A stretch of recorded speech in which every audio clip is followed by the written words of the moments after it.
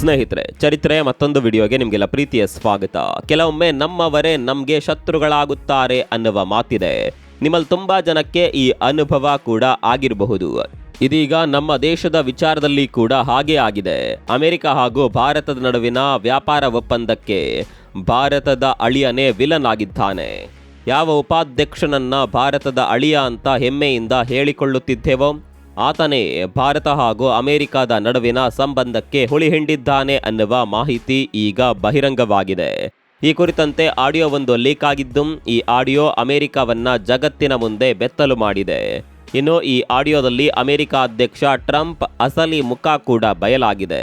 ಇಲ್ಲಿವರೆಗೆ ಭಾರತ ನನ್ನ ಅತ್ಯಂತ ಆಪ್ತ ಸ್ನೇಹಿತ ದೇಶ, ಅದರಲ್ಲೂ ಮೋದಿಯಂತೂ ನನ್ನ ಚಡ್ಡಿ ದೋಸ್ತ್ ಅಂತ ಹೇಳ್ತಾ ಇದ್ದ ಟ್ರಂಪ್ ವ್ಯಾಪಾರ ಒಪ್ಪಂದದ ವಿಚಾರದಲ್ಲಿ ಭಾರತದ ಬೆನ್ನಿಗೆ ಚೂರಿ ಹಾಕಿರುವ ವಿಚಾರ ಕೂಡ ಈಗ ಬಹಿರಂಗವಾಗಿದೆ. ಅಷ್ಟೇ ಅಲ್ಲ, ಅಮೆರಿಕ ಭಾರತದೊಂದಿಗೆ ವ್ಯಾಪಾರ ಒಪ್ಪಂದ ಮಾಡಿಕೊಳ್ಳದೆ ಇರೋದರಿಂದ ಅಮೆರಿಕದ ಮೇಲೆ ಮುಂದಿನ ದಿನಗಳಲ್ಲಿ ಯಾವ ರೀತಿಯ ದೊಡ್ಡ ಪರಿಣಾಮ ಆಗುವ ಸಾಧ್ಯತೆ ಇದೆ ಅನ್ನುವ ವಿಚಾರ ಕೂಡ ಭಾರಿ ಸದ್ದು ಮಾಡ್ತಾ ಇದೆ. ಇಂಥದ್ದೊಂದು ಅಪಾಯದ ಬಗ್ಗೆ ಸ್ವತಃ ಟ್ರಂಪ್ ಪಕ್ಷದ ನಾಯಕರೇ ಆತಂಕ ವ್ಯಕ್ತಪಡಿಸಿದ್ದಾರೆ. ಭಾರತದೊಂದಿಗೆ ಒಪ್ಪಂದ ಆಗದೆ ಹೋದರೆ ಅಮೆರಿಕದಲ್ಲಿ ದಿನ ಬಳಕೆಯ ವಸ್ತುಗಳ ಬೆಲೆ ಗಗನಕ್ಕೇರುವ ಸಾಧ್ಯತೆ ಇರುತ್ತೆ.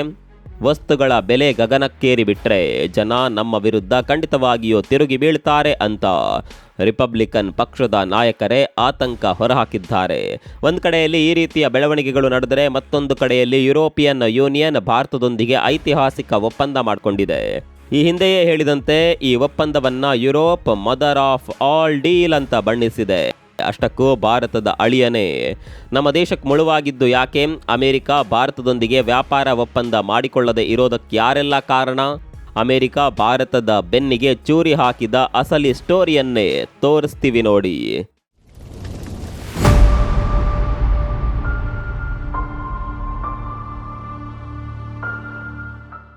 ಅಮೆರಿಕದಲ್ಲಿ ಆಡಿಯೋ ಒಂದು ಲೀಕ್ ಆಗಿದೆ. ಈ ಆಡಿಯೋ ಕೇವಲ ಅಮೆರಿಕ ಮಾತ್ರವಲ್ಲ, ಇಡೀ ಜಗತ್ತಿನಲ್ಲೇ ಸಂಚಲನ ಮೂಡಿಸಿದೆ. ಇಂಟ್ರೆಸ್ಟಿಂಗ್ ಸಂಗತಿ ಅಂದರೆ ಭಾರತ ಹಾಗೂ ಅಮೆರಿಕ ನಡುವಿನ ವ್ಯಾಪಾರ ಒಪ್ಪಂದದ ಕುರಿತಾದ ಆಡಿಯೋ ಅದು. ಆ ಆಡಿಯೋದಲ್ಲಿರುವ ಒಂದೊಂದು ಮಾತುಗಳು ಕೂಡ ಅಮೆರಿಕ ಅಧ್ಯಕ್ಷ ಟ್ರಂಪ್ರ ಅಸಲಿ ಬಣ್ಣವನ್ನ ಬಿಚ್ಚಿಟ್ಟಿದೆ. ಸ್ನೇಹಿತರೆ, ನಿಮಗೆಲ್ಲ ನೆನಪಿರಬಹುದು, ಟ್ರಂಪ್ ಅಮೆರಿಕದ ಅಧ್ಯಕ್ಷರಾಗಿ ಅಧಿಕಾರ ವಹಿಸಿಕೊಂಡಾಗ ಭಾರತಕ್ಕೆ ತೀರಾ ಆಪ್ತರಾಗಿದ್ರು. ಭಾರತವಂತೂ ಟ್ರಂಪ್ ಅಮೆರಿಕದ ಅಧ್ಯಕ್ಷರಾಗಿ ಆಯ್ಕೆಯಾದಾಗ ಸಂಭ್ರಮಿಸಿತ್ತು. ಇನ್ನು ಮುಂದೆ ಭಾರತಕ್ಕೆ ಟೆನ್ಷನ್ ಇಲ್ಲ, ಭಾರತದ ಗೆಳೆಯನೇ ಅಮೆರಿಕದ ಅಧ್ಯಕ್ಷ ಸ್ಥಾನದಲ್ಲಿ ಕುಳಿತಿದ್ದಾನೆ. ಹೀಗಾಗಿ ಮುಂದಿನ 4 ವರ್ಷಗಳ ಕಾಲ ಭಾರತ ಹಾಗೂ ಅಮೆರಿಕ ನಡುವಿನ ಸಂಬಂಧ ತುಂಬಾ ಚೆನ್ನಾಗಿರುತ್ತೆ ಅಂತ ಎಲ್ಲರೂ ಅಂದುಕೊಂಡಿದ್ರು. ಅದಕ್ಕೆ ತಕ್ಕಂತೆ ಟ್ರಂಪ್ ಕೂಡ ಅಧಿಕಾರಕ್ಕೆ ಬಂದ ಕೂಡಲೇ ಒಂದು ಘೋಷಣೆ ಮಾಡಿದ್ರು. ನನ್ನ ಈ 2ನೇ ಅವಧಿಯಲ್ಲಿ ಮೊದಲ ವ್ಯಾಪಾರ ಒಪ್ಪಂದ ಏನಿದ್ರು ಅದು ಭಾರತದ ಜೊತೆಯಾಗುತ್ತೆ.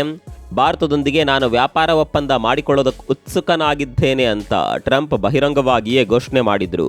ಈ ರೀತಿ ಇದ್ದ ಟ್ರಂಪ್ ಇದ್ದಕ್ಕಿದ್ದ ಹಾಗೆ ಬದಲಾಗಿಬಿಟ್ರು. ಮುಂದೆ ಏನೆಲ್ಲ ಆಯಿತು ಅನ್ನೋದು ನಿಮಗೆಲ್ಲ ಗೊತ್ತಿದೆ. ಈಗ ಅಮೆರಿಕ ಇದ್ದಕ್ಕಿದ್ದ ಹಾಗೆ ಬದಲಾವಣೆ ಆಗೋದಕ್ಕೆ ಕಾರಣ ಏನು ಅನ್ನೋದು ಕೂಡ ಬಯಲಾಗಿದೆ. ಆ ಕಾರಣ ಈಗ ಲೀಕ್ ಆಗಿರುವ ಆಡಿಯೋದಲ್ಲಿದೆ. ಇನ್ನೇನೋ ಆಗಿಯೇ ಬಿಡ್ತು ಅನ್ನುವ ಸಿಚುವೇಶನ್ನಲ್ಲಿದ್ದ ಭಾರತ ಹಾಗೂ ಅಮೆರಿಕ ನಡುವಿನ ಒಪ್ಪಂದಕ್ಕೆ ಹುಳಿ ಹಿಂಡಿದ್ದು ಸ್ವತಃ ಭಾರತದ ಅಳಿಯ. ಹೌದು, ಭಾರತ ಹಾಗೂ ಅಮೆರಿಕ ನಡುವಿನ ವ್ಯಾಪಾರ ಒಪ್ಪಂದದ ಸ್ಥಗಿತಕ್ಕೆ ಅಮೆರಿಕ ಉಪಾಧ್ಯಕ್ಷ JD ವ್ಯಾನ್ಸ್ ಅವರೇ ಕಾರಣ ಅನ್ನೋದು ಬಯಲಾಗಿದೆ. ಇವರ ಮಡದಿ ಉಷಾ ಭಾರತದ ಮೂಲದವರು. ಇಂಟ್ರೆಸ್ಟಿಂಗ್ ಸಂಗತಿ ಅಂದರೆ ಕಳೆದ ಏಪ್ರಿಲ್ನಲ್ಲಿ ಇದೇ JD ವ್ಯಾನ್ಸ್ ದಂಪತಿ ಭಾರತಕ್ಕೆ ಬಂದಾಗ ತಮ್ಮ 3 ಮಕ್ಕಳಿಗೆ ಭಾರತೀಯ ಶೈಲಿಯ ಉಡುಗೆ ತೊಡಿಸಿಕೊಂಡು ಗಮನ ಸೆಳೆದಿದ್ರು. ಉಷಾ ಭಾರತದ ಸಂಸ್ಕೃತಿಯನ್ನ ಎಷ್ಟರ ಮಟ್ಟಿಗೆ ಪ್ರೀತಿಸ್ತಾರೆ ಅನ್ನೋದಕ್ಕೆ ಇದು ಸಾಕ್ಷಿಯಾಗಿತ್ತು. ಆದರೆ ಉಷಾ ಅವರ ಗಂಡ JD ವ್ಯಾನ್ಸ್ ಮಾತ್ರ ಭಾರತದ ಬೆನ್ನಿಗೆ ಚೂರಿ ಹಾಕಿಬಿಟ್ಟಿದ್ದಾರೆ. ಅಂದಹಾಗೆ ಅಮೆರಿಕದ ಬಣ್ಣ ಬಯಲು ಮಾಡಿದ್ದು ಸ್ವತಃ ಟ್ರಂಪ್ ಪಕ್ಷದ ನಾಯಕನೇ. ಹೌದು, ರಿಪಬ್ಲಿಕನ್ ಪಕ್ಷದ ಪ್ರಭಾವಿ ಸಂಸದ ಟೆಡ್ ಕ್ರೂಜ್ ಅಮೆರಿಕದ ಅಸಲಿ ಬಣ್ಣವನ್ನ ಬಯಲು ಮಾಡಿದ್ದಾರೆ. ಇಂಟ್ರೆಸ್ಟಿಂಗ್ ಸಂಗತಿ ಅಂದರೆ ಕ್ರೂಜ್ ಮುಂದಿನ ಚುನಾವಣೆಗೆ ಅಧ್ಯಕ್ಷೀಯ ಅಭ್ಯರ್ಥಿಯಾಗಿ ಸ್ಪರ್ಧಿಸಲು ತಯಾರಿ ಮಾಡ್ತಾ ಇದ್ದಾರೆ. ಈ ಕುರಿತಂತೆ ದಾನಿಗಳ ಜೊತೆ ಕ್ರೂಜ್ ಮಾತನಾಡಿದ್ದಾರೆ. ಇದೇ ಮಾತುಕತೆಯ ಸಂದರ್ಭದಲ್ಲಿ ಭಾರತ ಹಾಗೂ ಅಮೆರಿಕ ನಡುವಿನ ವ್ಯಾಪಾರ ಒಪ್ಪಂದ ಸ್ಥಗಿತವಾಗಿದ್ದು ಹೇಗೆ ಅನ್ನುವ ಮಾತುಕತೆ ನಡೆದಿದೆ. ಈ ಮಾತುಕತೆಯ ಆಡಿಯೋನೇ ಈಗ ಲೀಕ್ ಆಗಿದ್ದು, ಆಡಿಯೋದಲ್ಲಿ ಕ್ರೂಜ್ ಟ್ರಂಪ್ ದೊಡ್ಡ ತಪ್ಪು ಮಾಡಿದ್ದಾರೆ ಅನ್ನುವ ರೀತಿಯಲ್ಲಿ ಮಾತನಾಡಿದ್ದಾರೆ. ಭಾರತದೊಂದಿಗೆ ವ್ಯಾಪಾರ ಒಪ್ಪಂದ ಮಾಡಿಕೊಳ್ಳದಂತೆ ಟ್ರಂಪ್ಗೆ ಪ್ರಚೋದನೆ ಕೊಟ್ಟಿದ್ದು ಉಪಾಧ್ಯಕ್ಷ JD ವ್ಯಾನ್ಸ್ ಅನ್ನೋದನ್ನ ಕೂಡ ಈ ಮಾತುಕತೆಯಲ್ಲಿ ಚರ್ಚಿಸಿದ್ದಾರೆ. ಇಲ್ಲಿ ಒಂದು ಮಾತನ್ನ ಸೂಕ್ಷ್ಮವಾಗಿ ಗಮನಿಸಬೇಕು. ಭಾರತದೊಂದಿಗೆ ವ್ಯಾಪಾರ ಒಪ್ಪಂದ ಮಾಡಿಕೊಳ್ಳದೇ ಇದ್ರೆ ಅಮೆರಿಕಾಗೆ ನಷ್ಟವಾಗುತ್ತೆ ಅನ್ನೋದನ್ನ ಕ್ರೂಸ್ ಸ್ಪಷ್ಟವಾಗಿ ಹೇಳಿದ್ದಾರೆ. ಹೇಗೆ ನಷ್ಟವಾಗುತ್ತೆ ಅನ್ನೋದು ಕೂಡ ನಿಮಗೆ ಗೊತ್ತಿರಬೇಕು. ಸ್ನೇಹಿತರೆ, ಭಾರತ ಭವಿಷ್ಯದ ಜಗತ್ತಿನ ಕಾರ್ಖಾನೆಯಾಗಿ ಬೆಳೆಯುತ್ತಿದೆ. ಚೀನಾದ ರೀತಿಯಲ್ಲೇ ಭಾರತ ಉತ್ಪಾದನಾ ವಲಯವಾಗ್ತಾ ಇದೆ. ಪರಿಸ್ಥಿತಿ ಹೀಗಿರುವಾಗ ಭಾರತ ಹಾಗೂ ಅಮೆರಿಕದ ನಡುವೆ ವ್ಯಾಪಾರ ನಡೆದರೆ ಅಮೆರಿಕಾಗೆ ಒಳ್ಳೆಯದು. ಉತ್ಪಾದನೆಗೆ ರಾ ಮೆಟೀರಿಯಲ್ಗಳು ಕೂಡ ಬೇಕಾಗುತ್ತೆ. ಆ ಸಂದರ್ಭದಲ್ಲಿ ಭಾರತ ಅಮೆರಿಕವನ್ನ ಅವಲಂಬನೆ ಮಾಡಿದರೆ ಅಮೆರಿಕಾಗೆ ಲಾಭವಾಗುತ್ತೆ. ಅದೇ ಅಮೆರಿಕ ಅಂತರ ಕಾಯ್ದುಕೊಂಡ್ರೆ ಚೀನಾಗೆ ಭಾರತ ಸಹಜವಾಗಿಯೇ ಹತ್ತಿರವಾಗುತ್ತೆ. ಅಲ್ಲಿಗೆ ಎರಡು ದೈತ್ಯ ಶಕ್ತಿಗಳು ಒಂದಾಗ್ತಾರೆ. ಇದರಿಂದ ಅಮೆರಿಕಾಗೆ ನಷ್ಟವಾಗುತ್ತೆ. ಒಂದು ವೇಳೆ ಭಾರತ ಹಾಗೂ ಅಮೆರಿಕದ ನಡುವೆ ಒಪ್ಪಂದ ಆಗ್ತಾ ಇದ್ರೆ ಕೇವಲ ಅಮೆರಿಕಾಗೆ ಮಾತ್ರವಲ್ಲ, ಭಾರತಕ್ಕೆ ಕೂಡ ಲಾಭವಾಗ್ತಾ ಇತ್ತು. ಭಾರತದ ವಸ್ತುಗಳನ್ನು ಅಮೆರಿಕದಲ್ಲಿ ಸುಲಭದಲ್ಲೇ ಮಾರಾಟ ಮಾಡಬಹುದಿತ್ತು. ಮೊದಲೇ ಭಾರತ ಅಮೆರಿಕಾಗೆ ದೊಡ್ಡ ಪ್ರಮಾಣದಲ್ಲಿ ವಸ್ತುಗಳನ್ನು ರಫ್ತು ಮಾಡ್ತಾ ಇತ್ತು. ಒಂದು ವೇಳೆ ಒಪ್ಪಂದ ಆಗ್ತಾ ಇದ್ರೆ ಭಾರತಕ್ಕೆ ಮತ್ತಷ್ಟು ಅವಕಾಶ ಸಿಗ್ತಾ ಇತ್ತು.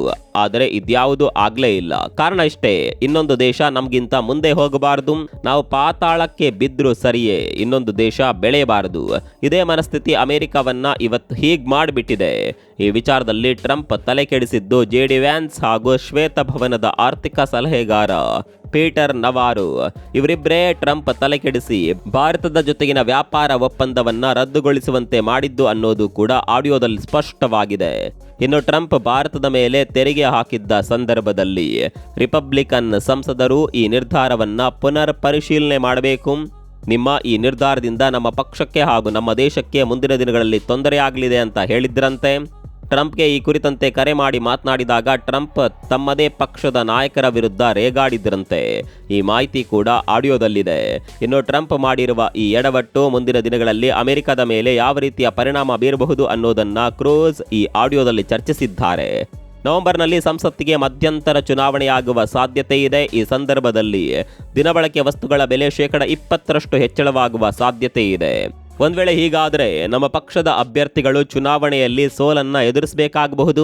ಈ ವಿಚಾರವನ್ನ ಟ್ರಂಪ್ಗೆ ಮನವರಿಕೆ ಮಾಡಿಕೊಡೋದಕ್ಕೋದ್ರೆ ಅವರು ನಮ್ಮ ಮೇಲೆ ಕೂಗಾಡಿದ್ರು ಅಂತ ಕ್ರೂಸ್ ಇಲ್ಲಿ ತಮ್ಮ ನೋವನ್ನ ತೋಡ್ಕೊಂಡಿದ್ದಾರೆ.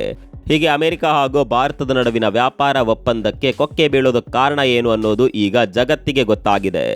ಈ ನಿರ್ಧಾರದ ಹಿಂದಿರುವ ಶಕುನಿಗಳು ಯಾರು ಅನ್ನೋದು ಈಗ ಭಾರತಕ್ಕೆ ಗೊತ್ತಾಗಿದೆ. ಹೀಗೆ ಒಂದು ಕಡೆಯಲ್ಲಿ ಅಮೆರಿಕ ಹಾಗೂ ಭಾರತದ ನಡುವಿನ ಒಪ್ಪಂದ ರದ್ದಾಗೋದಕ್ಕೆ ಅಸಲಿ ಕಾರಣವೇನು ಅನ್ನೋದು ಬಯಲಾಗ್ತಾ ಇದ್ದಂತೆ ಮತ್ತೊಂದು ಕಡೆಯಲ್ಲಿ ಭಾರತ ಹಾಗೂ ಯುರೋಪಿಯನ್ ಯೂನಿಯನ್ ನಡುವೆ ಐತಿಹಾಸಿಕ ಒಪ್ಪಂದ ನಡೆದುಬಿಟ್ಟಿದೆ. ಈ ಒಪ್ಪಂದ ಆಗಿರೋದ್ರಿಂದ ಈಗ 200 ಕೋಟಿ ಜನ ಒಂದೇ ಮಾರುಕಟ್ಟೆಯ ವ್ಯಾಪ್ತಿಗೆ ಬರಲಿದ್ದಾರೆ. ಇದು ಜಗತ್ತಿನ GDPಯ ಕಾಲು ಭಾಗಕ್ಕಿಂತಲೂ ದೊಡ್ಡದು ಅನ್ನೋದು ವಿಶೇಷ. ಅಲ್ಲಿಗೆ ಯುರೋಪ್ ಭಾರತದ ಅತಿದೊಡ್ಡ ವ್ಯಾಪಾರ ಪಾರ್ಟ್ನರ್ ಆಗಿ ಬದಲಾಗಲಿದೆ. ಈ ಒಪ್ಪಂದದಿಂದ 2 ದೇಶಗಳಿಗೆ ಕೂಡ ಲಾಭವಾಗಲಿದೆ. ಎಲ್ಲದಕ್ಕಿಂತ ಹೆಚ್ಚಾಗಿ ಯುರೋಪ್ನಲ್ಲಿ ಕೆಲಸ ಹುಡುಕುವವರಿಗೆ ಇನ್ನು ಮುಂದೆ ತುಂಬಾನೇ ಸುಲಭವಾಗಲಿದೆ. ಇನ್ನು ಈ ಒಪ್ಪಂದ ಆರ್ಥಿಕ ಲಾಭಕ್ಕಷ್ಟೇ ಸೀಮಿತವಾಗಿಲ್ಲ. ಇದು ರಕ್ಷಣಾ ಕ್ಷೇತ್ರ, ಸಾಗರ ಭದ್ರತೆ, ಹಸಿರು ಇಂಧನ ಮತ್ತು ತಂತ್ರಜ್ಞಾನ ವಲಯಗಳಲ್ಲಿ ಕೂಡ ಮಹತ್ವದ ಪಾತ್ರ ವಹಿಸಲಿದೆ. ಅದೇನೇ ಇರಲಿ, ಒಂದು ಕಡೆಯಲ್ಲಿ ಐತಿಹಾಸಿಕ ಒಪ್ಪಂದವಾದರೆ ಮತ್ತೊಂದು ಕಡೆಯಲ್ಲಿ ಅಮೆರಿಕದ ಅಸಲಿ ಬಣ್ಣ ಬಯಲಾಗಿದೆ. ಈ ವಿಚಾರದ ಕುರಿತಂತೆ ನಿಮ್ಮ ಅಭಿಪ್ರಾಯವನ್ನು ಕಾಮೆಂಟ್ ಮಾಡಿ. ಮತ್ತೊಂದು ವಿಡಿಯೋದಲ್ಲಿ ಸಿಗೋಣ. ಅಲ್ಲಿವರೆಗೂ ನಮಸ್ಕಾರ.